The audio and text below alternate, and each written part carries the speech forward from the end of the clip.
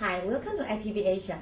My name is Claire Chen. I'm CEO of Point Brand Consulting, and I'm your host of luxury marketing in China. Today we have the honor to invite the CEO of Night Dragon Hill Polo Club, Mr. Steve Wyatt.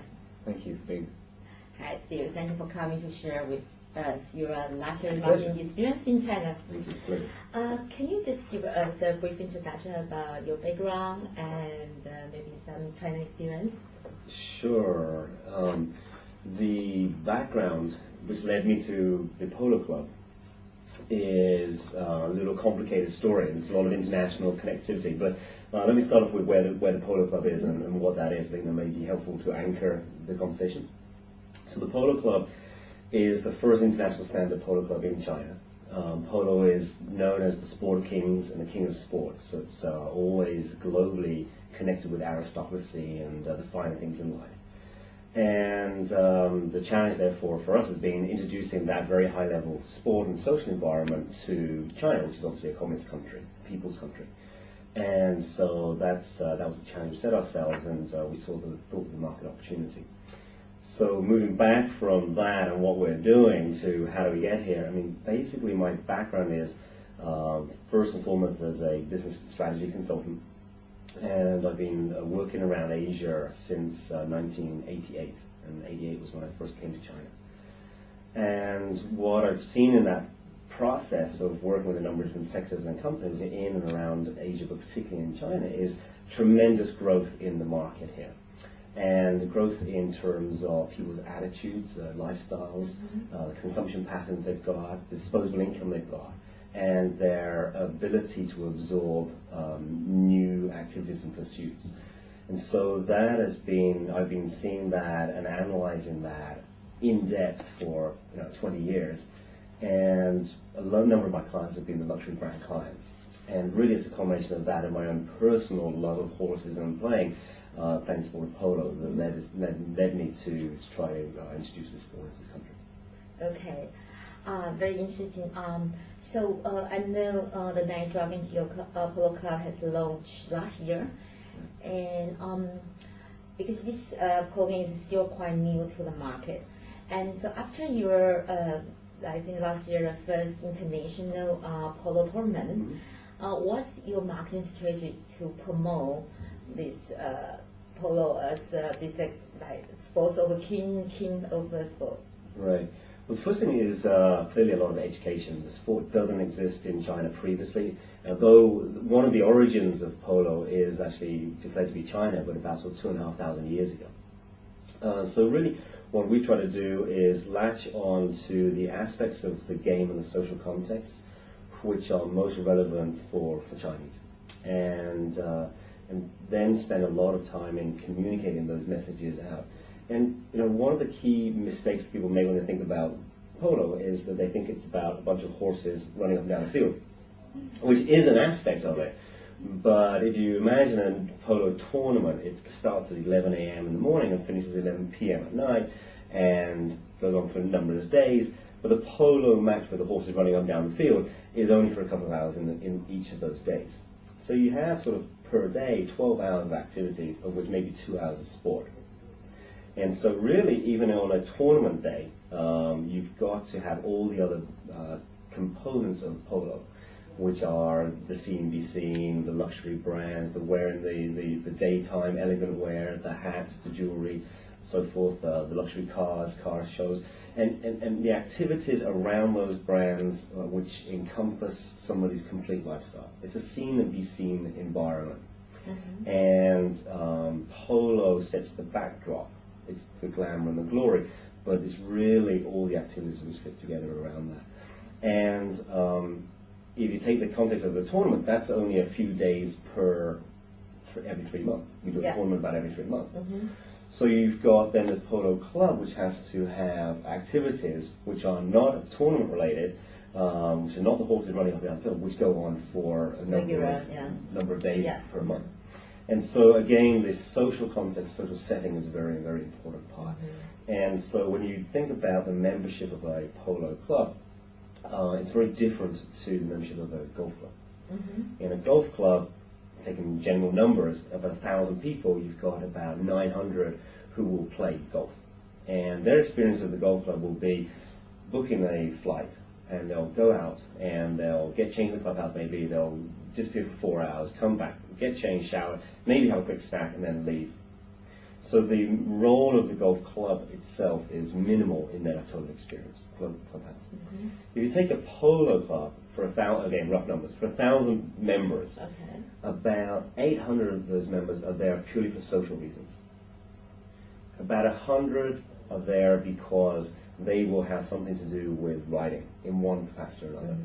Mm-hmm. 50 are there because it's just good for their kids. It's a good, healthy thing to have your kids get into, be with nature, build some self-confidence. And that leaves you only 50 who are kind of interested in the sport of polo, who are actually playing the sport. So the clubhouse activities and the facilities you provide and the relationships with brands, the promotions, the nighttime activities, the daytime activities are an essential ingredient to the whole polo experience. And yes, there is the sport, and the sport is quite elitist, but around that, these communities evolve, and you need to nurture those. Sure. So if you look at your current member profile and compare your experience, let's say in Europe, in England, what's the major difference on your consumer profile? Well, our profile is about 85% Chinese, Mm-hmm. And 5% expatriate, Mm-hmm. and the remaining 10 are Chinese overseas returnees. So Okay. people who have maybe studied in the US or got a US passport or are coming back here. Mm-hmm. So I think that if you think about the membership profile of a club in the West, then that ethnic mix is the same. I mean, the local nationality still makes up the majority of the population. Mm-hmm. There is still an important international component to a polo club. One of the things about the polo community globally is it's very mobile. So Okay. you always have a lot of international people involved. Yeah. Maybe what you don't have is the 10% returnees, but it's approximately the same. So that's about the same. I think that then you start looking at who are the members in terms of what is their socioeconomic status, how they made their money, and so Yeah. forth. And what you have in the UK in particular, but also in South America around polo, is you have a lot of family money. So the family money is people who have, like, for 3 generations been landowners, Okay. and the son has passed it down. They may be a king or queen from royalty, but it's landed money. Yeah. And then you've got a class of entrepreneurs coming through. In China, what we find is that it's mainly entrepreneurs, Entrepreneur, yeah. right? And also that has a couple of indications on the age profile. So what we're finding is the age profile of our members is in that 35 to 45 zone. That's the typical person who's signing up. Mm-hmm. And they are doing it as a access to a new environment, a new experience. Mm-hmm. Whereas in the West, what you find is that there's this significant participation from family wealth, handed down, landed money. A smaller group of people who are entrepreneurs. Yeah. And the entrepreneurs who come in the West are the people who are more driving, playing the sport. Whereas here, the entrepreneurs come in because of the lifestyle connotations. Okay. Very interesting. So if you know that China, right? It's not right now. It's number 3 largest luxury market in the world, just right after U.S. and Japan, and growing very rapidly. What do you focus the luxury leisure market in China, let's say, next 5 years? Yeah, well, it's definitely going to grow. That's the easy part. I think what you have still is that a relatively small percentage of the population has access to a number of the new luxury tastes or experiences, international travel, members of the polo club, etc. And what's going to happen is that you're going to get an expansion of the percentage of the population who can access that. So that means that the growth that you're going to see is going to have one of those very strong components is still going to be based on education.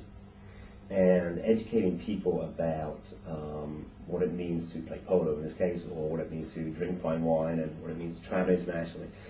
That component is very, very important. That requires outreach. It requires thinking about your marketing messaging.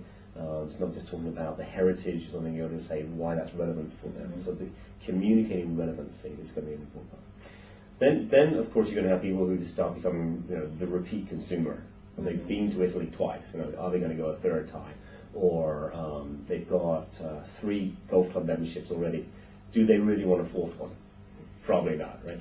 So I think you start going to have increasingly the people looking for a new experience, which maybe they find themselves the access to. So no longer is it, I've read in a magazine that it's good for me to buy brand X of watches.